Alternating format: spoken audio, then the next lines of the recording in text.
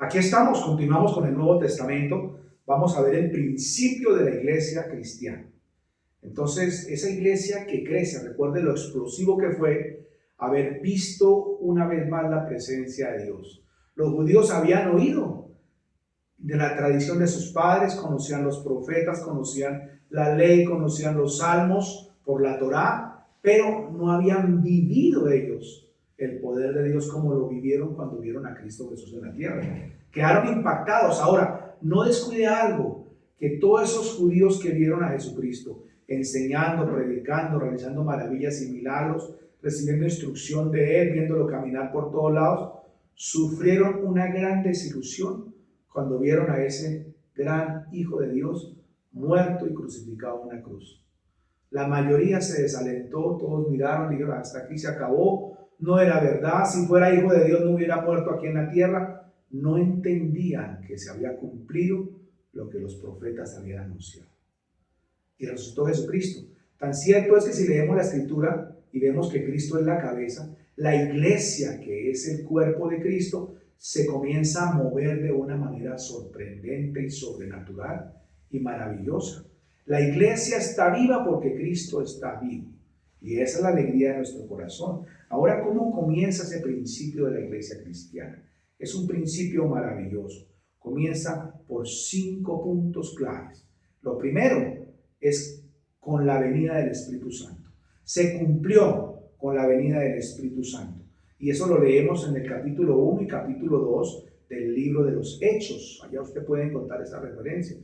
Están los apóstoles reunidos en el aposento alto cuando dice que de repente, esos de repente de Dios, viene un viento fuerte y desciende sobre ellos el Espíritu Santo, que transformaría la vida de los 11 apóstoles. En ese momento eran 11, porque recuerde que Judas Iscariote se ahorcó.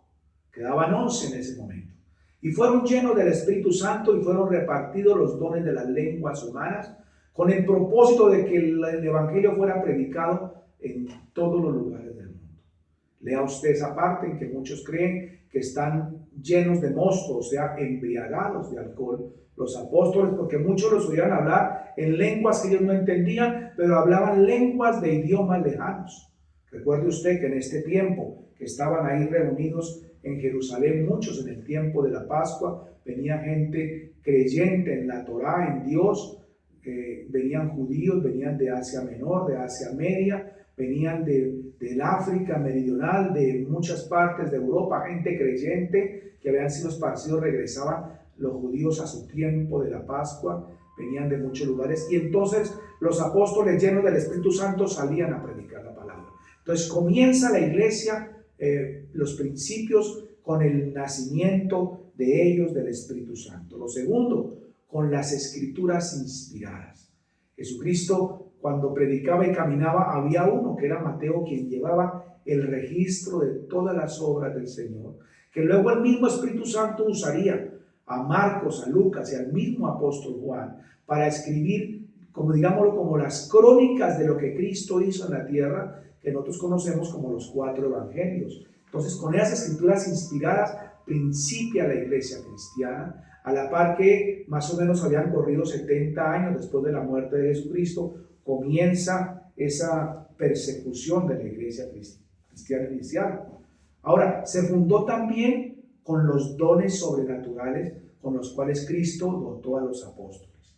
Tenían los dones de los milagros. Comenzaron los apóstoles ahora sí a hacer milagros. Era tanta la unción que está escrita en los primeros 12 capítulos del libro de los Hechos, que dicen que la sola sombra de los apóstoles cuando pasaba y la sombra tocaba a los enfermos, que les ponían en las calles para que ellos pasaran, sanaban enfermos, curaban leprosos. Era un mover poderoso de Dios para el crecimiento de su iglesia.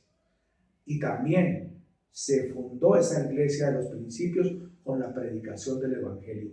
Ellos asimilaban la enseñanza del Cristo y la impartían a otros, y el Espíritu Santo los usaba de una manera sobrenatural. Recuerde usted que esos 12 eran pescadores, era gente iletrada, mal hablada, buscapleitos, de una vida de contiendas y de borracheras, pero cuando Cristo viene y los toma, los transforma. Ahora eran políglotas, hablaban varios idiomas, ahora estaban llenos del Espíritu Santo y enseñaban e instruían las instrucciones que Jesucristo les dio. Pero también es que miramos nosotros con esas 4 asuntos que se crea la iglesia cristiana, con la venida del Espíritu Santo, con las escrituras, inspiradas, con los dones sobrenaturales y con la predicación del Evangelio, comienza la iglesia a moverse de una manera sobrenatural y extraordinaria. Y es un mover. El mismo Espíritu Santo tocaba a unos, a otros y a otros, y iba a un mover como un huracán envolviendo bajo la unción del Espíritu Santo, y la iglesia comenzaba a crecer de una manera sobrenatural. Ahora, comienza la práctica de la iglesia, en congregarnos. La iglesia está viva y los hijos de Dios están vivos cuando nos congregamos, cuando nos reunimos. Por eso Pablo escribió después diciendo, no dejando de congregarse como muchos tienen por costumbre. El congregarnos es para recibir instrucciones. 3 principios fundamentales te enseñan a entender por qué debemos congregarnos en la iglesia. El primero es para adorar a Dios. Todos juntos reunidos, levantando las manos y elevando cánticos de adoración a Dios para conquistar su corazón. Lo segundo, para recibir instrucciones a través de la palabra, y Dios usa a los predicadores para enseñar nuestra alma, para corregir nuestras conductas, nuestro espíritu, para darnos sabiduría. Esa es la función. Y la tercera razón para congregarnos es que nos animaremos de vernos unos a otros y tener comunión los unos con los otros. Esos 3 principios deben regir tu vida y tienes que congregarte para recibir las instrucciones de Dios. Para eso Dios, a través de su Hijo, creó la iglesia, y para eso los apóstoles fundaron las iglesias. La iglesia al principio iban al templo principal en Jerusalén, pero también se reunían en las sinagogas, que eran como las iglesias de barrio, donde igual se adoraba, se impartía la palabra y tenían comunión unos con otros.